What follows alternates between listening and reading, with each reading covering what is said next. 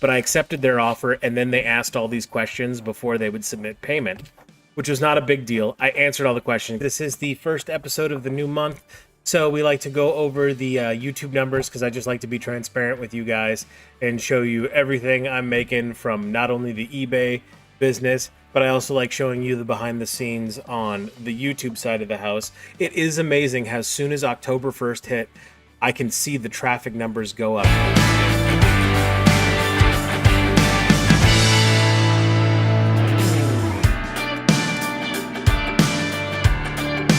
Welcome back, everybody.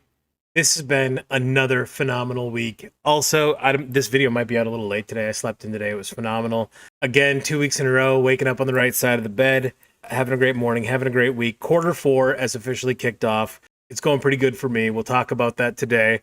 We'll also get into the YouTube numbers for the month of October. As always, let's just go ahead and jump into the numbers. This week, we had a gross sales of $954, which equaled out to be a net sales of $578, which is a really good week for me. Not my biggest week I've ever had, but it's definitely up there in the top 10 weeks of net profit sales, which is absolutely phenomenal. That's giving me good signs for the beginning of Q4, and it's making me feel good about everything. Big one, average gross per sale is up $32.90, which means the average net per sale is up, and it's at $19.28. Eventually, one day, I'd like to get the average net to where it's above $20 per sale. That would be my goal in the long run, and we're slowly building there as I get better at this and I start to learn and understand how the business works. Average net profit margin for the week was 61%. Average net profit margin per sale was 52%. Top 10 sources by net return. Number one this week is a local Goodwill, and there's a very specific reason it's a local Goodwill, which we'll talk about here in a little bit. Number two, though, sunglasses, barely squeaking it out for the number two spot.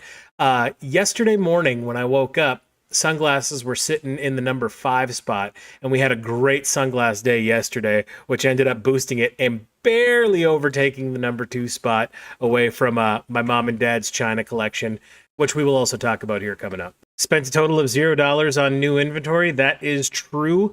My brother went through and cleared out some of his storage, and he gave me a lot of stuff to where I actually didn't have to go out sourcing this week, which was kind of nice.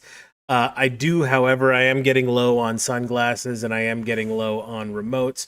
So I'm going to probably have to re-up orders on both of those here in the coming week. And I do got to get outsourcing this week because the old clothing pile is starting to dwindle down from my last sourcing trip a couple weeks ago.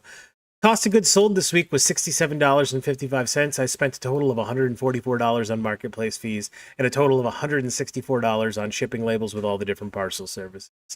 Continued on my goal of 8 listings a day with 56 new listings total for the week, which equated into 34 sales, which is up from last week. We were in the mid-20s.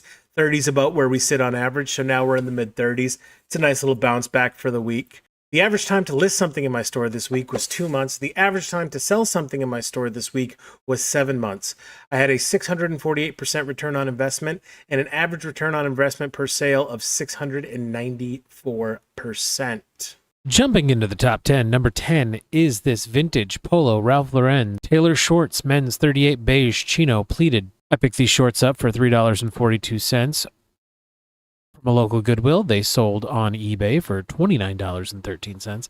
That's $18.96 for the shorts, $10.15 for the shipping. The actual cost to ship these shorts was $6.49. That provided me a net return of $15.19, which was a 440% return on investment and a 52% net profit margin. And the number 9 sale of the week is Foster's Grant sunglasses, Aisha FLW polarized floral cat eye frames. I picked these sunglasses up for $1.12 on eBay. They sold on eBay for $23.12. That's $15.82 for the sunglasses, $7.30 for the shipping. The actual cost to ship this item was $2.55, which was a net return of $15.58, which was a return of investment of 1,391% and a 67% net profit margin. The reason shipping was so low on this one is because the person ordered multiple sunglasses and there was a combination combined shipping on that one. So that's why shipping was so cheap on these. And the number 8 sale of the week Are these Levi 501 jeans, men's 36 by 34, actual 36 by 32, blue button fly, classic fit. These were a part of my brother's summer cell phone bill payoff, so they got a signed value of $2.06. They sold on eBay for $32.48. That was $22.48 for the jeans, $10 for the shipping. Actual cost to ship this item was $8.78. That provided me a net return of $15.85, which was a 769% return on investment and a 49% net profit margin. The number 7 sale of the week is Under Armour Men's 2XL, the Performance Polo Blue Long Sleeve. I picked this up for $3.37 at a Goodwill in Green Bay, Wisconsin. It sold on eBay for $28.95. That was $19 for the shirt, $9.95 for the shipping. The actual cost to ship this item was $5.83. That provided me a net return of $15.91, which was a 472% return on investment and a 55% net profit margin. the number 6 sale of the week is New with tags, Foster's Grant, Aisha, FWL, Polarized, Floral, Cat Eye Frames. Picked these up for $1.12 on eBay. They sold on eBay for $23.12, $15.82 for the sunglasses, $7.30 for the shipping. Actual cost to ship as part of that multiple order was $2.54. That provided me a net return of $15.99, which is a 1,428% return on investment. the number 5 sale of the week. This is Eli Cattleman's XL Western Pearl Snap shirt, blue plaid. I picked this up for $3.02 from a local Goodwill. It sold on eBay for $33.08. That was $22.48 for the shirt, $10.60 for the shipping. Actual cost to ship this item was $6.02. That provided me a net return of $19.62.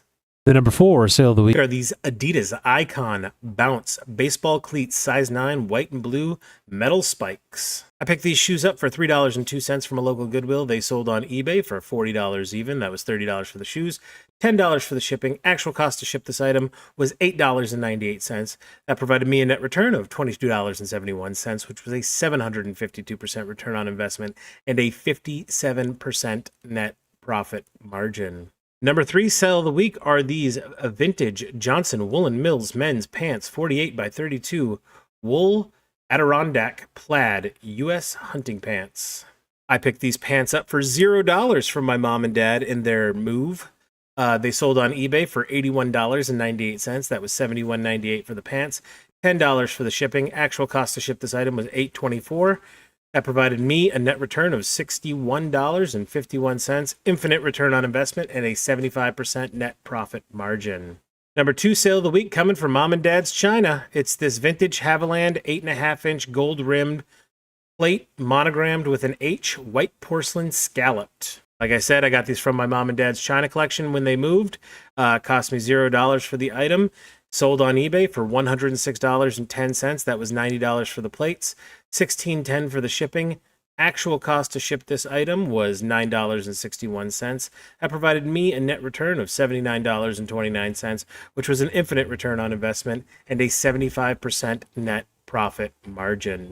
And the number 1 sale of the week is this LL Bean men's 2XL goatskin leather bomber flight jacket, brown shearling collar.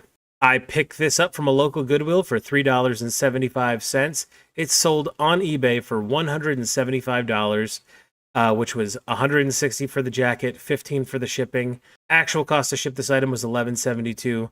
That provided me a net return of $133.88, which was a 3,570% return on investment and a 77% net profit margin. Now, this jacket sold overseas, part of the international shipping program, which is great. I also gave the buyer a deal on it. I initially had this priced at $199, and they sent me an offer for the $160. This was also one of those things where the buyer reached out to me all day asking questions about the jacket was in mint condition, was asking all kinds of questions about sizing and that, and like, which I don't mind. I have no problem, especially if you're spending $160 on a jacket, wanting to make sure everything was good. But I accepted their offer, and then they asked all these questions before they would submit payment. which was not a big deal. I answered all the questions because this jacket was in mint condition. Um, but I did think it was funny that even though I accepted their offer, they asked me the questions. Their last question to me before buying the jacket was, "Would you be willing to take another $30 off the price?" And I stood my ground. I said no. I literally accepted a lower offer already, and then I answered your questions all day long, going back and forth to my shop to do the measurements, take the pictures of the measurements you want, and send them to you. I'm sorry, but there's no way I'm lowering the price beyond this. And then he paid for the jacket, and it got shipped out and on its way to Chicago to make its way overseas. And that concludes our top 10 list for the week. And as always, this is the first episode of the new month. So we like to go over the YouTube numbers because I just like to be transparent with you guys and show you everything I'm making from not only the eBay business, but I also like showing you the behind the scenes on the YouTube side of the house because honestly, I don't make this YouTube income without you guys watching. So I feel it's only fair to let you guys in on it and show you guys what's happening. So in the month of September, we had 1,629 views, which equaled out to be 185.5 watch hours. We gained 2 new subscribers this month. We had an estimated revenue of $23.69. And I want to give a special thank you to you guys. I definitely took one video off in September. But last week's video, you guys gave a lot of love, and as you can see, it really took off, and last week's was a big money maker, and that was the reason it pushed it over $20 for the month. So from the bottom of my heart, thank you all who watch this show on a regular basis, or even those who just come in and check it out. It's truly appreciated. Those are my monthly numbers. This is also the portion of the show where every month I like to shout out all my channel members and thank them for their support, which I truly do appreciate. Just special thank you to Repair Gang, Flipping Llama, I'm Just Key, and Coins Making Sense. The fact that you guys support me with $1 a month makes me so happy. And everybody on that list, except for Flipping Llama, that as far as I know, creates content. So make sure you guys go check out Repair Gang, I'm Just Key, and Coins Making Sense. They're all great channels, and thank you guys so much. I appreciate all of your support. And as far as this week goes, we are opening up Q4 with a bang. Sales have been really good. I've been noticing a lot more traffic. It is amazing how as soon as October 1st hit, I can see the traffic numbers go up. It's so weird that we as humans see that last quarter of the year, like even if we're not in sales, but like in the consumer mindset of like Christmas is getting close, the holiday seasons are here. I need to make sure I get this, this, and this now. So it's really cool to see that dive into Q4 already starting on the very first day of October. Sales have been absolutely fantastic. I have no complaints there. Last week, the video, a lot of support when we were talking about the new feedback policy.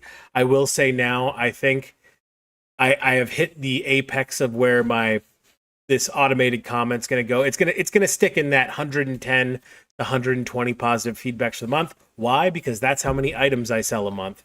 So roughly about that area. So that's where it's going to seem to be fluctuating now.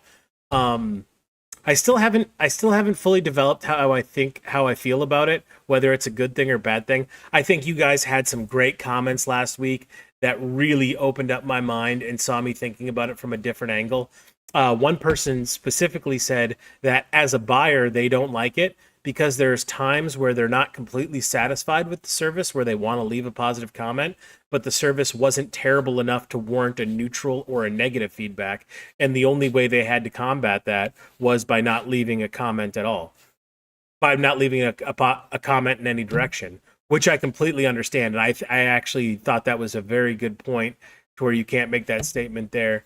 And really, I think if eBay was going to do it the way they implemented it was the best way to do it, where, okay, if you don't say anything, we're going to give a positive comment, but we're going to take those positive comments and we're going to put them behind a wall that if people want to see them, they actually have to click a button. And when they click that button, all they're going to see is the eBay generic, package shipped on time, tracked, and delivered. Like, I think it's something to that effect. So I think I'm okay with that as long as they separate them from the actual handwritten comments. My only worry is I feel like I've gotten a lot of handwritten comments a month or two after the sale. And I'm wondering now that those are going to be automatically put into a positive the generic eBay positive comment, how many of the actual nice, well-written positive comments I'm going to miss out on. We'll see. This is all brand new, and we're going to see how this plays out and how it affects business. I don't think it's going to be a big impact on the business, my business specifically, but we'll see how it goes, and I'll keep you guys updated on my thoughts and feelings on it. Still, right now, as I sit in front of you, I don't have an opinion on one way or another whether I think it's good or not. I'm cautiously optimistic on it. We'll see how it goes, though. Other things going on this week. House move, no updates on that. Still waiting to get with the guy, and I just got to put down a deposit, and we could set a date, but he hasn't called me asking for the money or telling me where to send the money or set a date. I did reach out to him this week and wanted to say, hey, I just wanted to make sure we're still on. And he said, yep, we're still on. He's like, I'm getting to you. Just be patient with me. And I was like, okay, cool.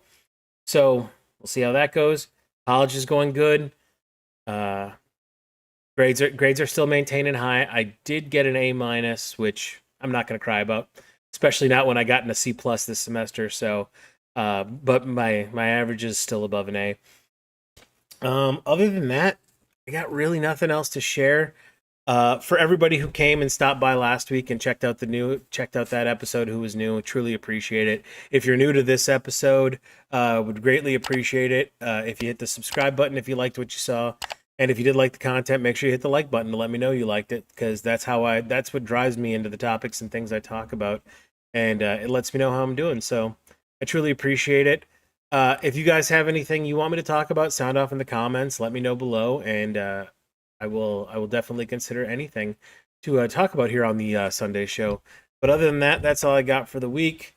We're having an extremely warm fall, and I'm actually like kind of sweating in here, and the dogs are just passed out like by my feet, like, ugh, it's terrible. Can we go inside, Dad?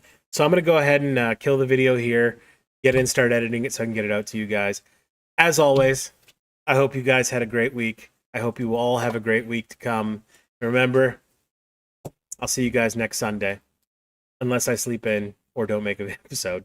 But 90% chance I'll see you guys next. Have a great week, everyone.